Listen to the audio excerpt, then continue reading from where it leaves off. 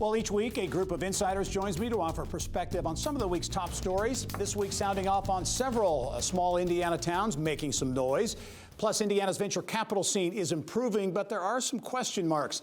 And Indiana Beach closes after some 94 years in business. Joining me this week on The Insiders, Veteran Strategies President and CEO Robert Vane. Also, Indy Chamber Chief Policy Officer Mark Fisher. And Kenzie Academy Director of Professional Development, Sharmin.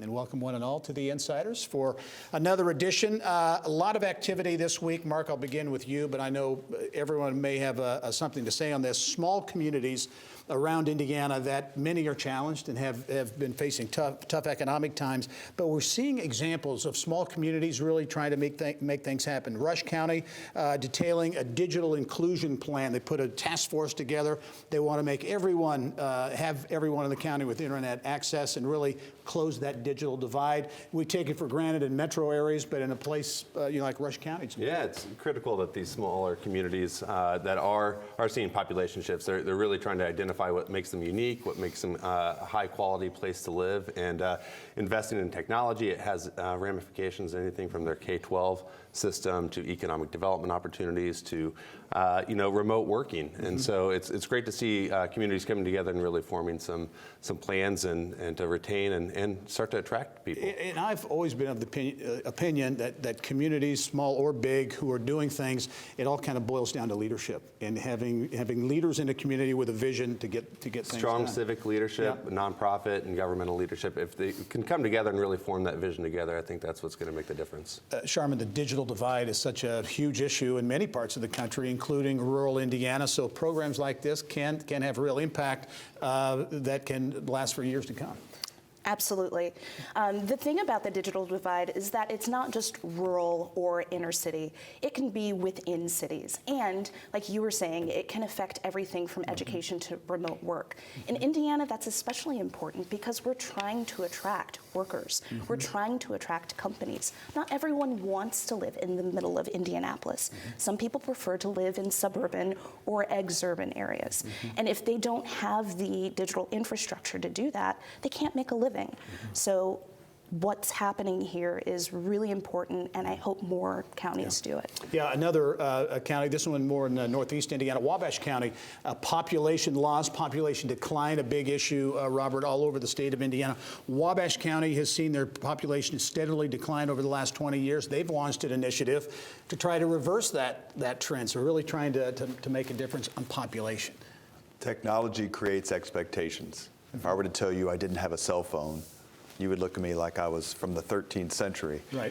It's broadband, it's cutting the cord, it's being able to do all the things remotely in terms of business and education that we expect these days. And so if Indiana's going to compete, not only do we have to meet those expectations, we have to exceed them. And credit goes to Governor Holcomb and his administration for their broadband initiative and the things he's been talking about. He's been ahead of the curve on this, and kudos to them. Yeah.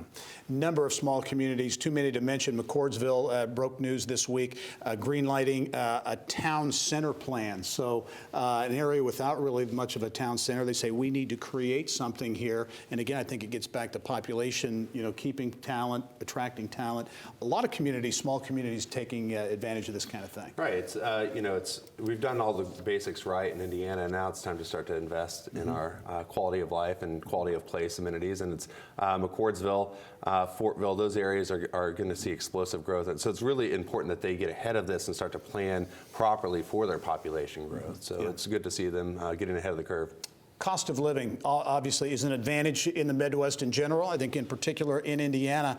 Sharmin, Alexandria, Madison County, small community, ranked as the 8th most affordable home ownership city in the entire country. Those kinds of things, whether you're attracting tech talent or whatever kind of talent, those kinds of things can make a difference. They can make a huge difference, particularly when it comes to people who are trying to start families. Not everyone wants to live in the middle of the city.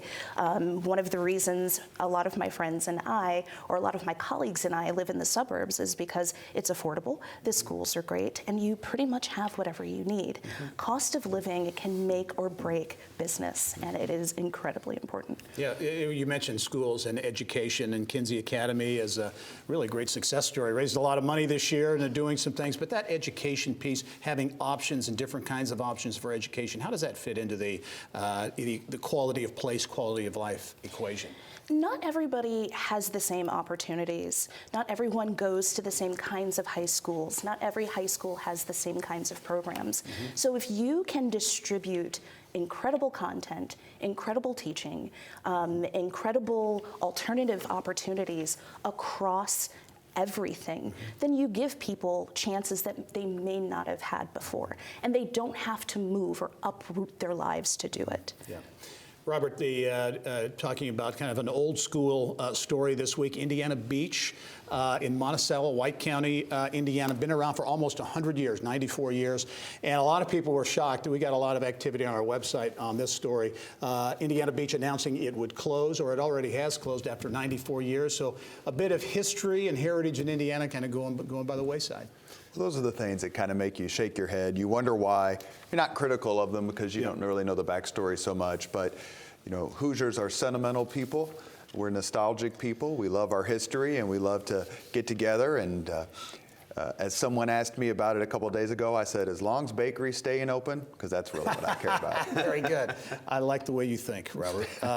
Purdue, Sharmin, I want to ask you about this one too. Mitch Daniels, Purdue University, announcing a partnership this week that will essentially enable students to, get a year's free tuition, essentially, through a partnership with a national organization. Another effort to get at the cost of higher education. Absolutely. And all higher education, I think even higher education is starting to understand that they can't do things the traditional way. Education is changing. The average student age is changing. That means that the traditional student is not 19, 20, 22 years old. They may have a family. They may have a mortgage to pay. So in order to make sure that all students have the same opportunities, this is great. For high school students, it's especially important because it means that they can start their education and their job trajectory faster. Yeah, very good. One more story, Mark wants you to comment on.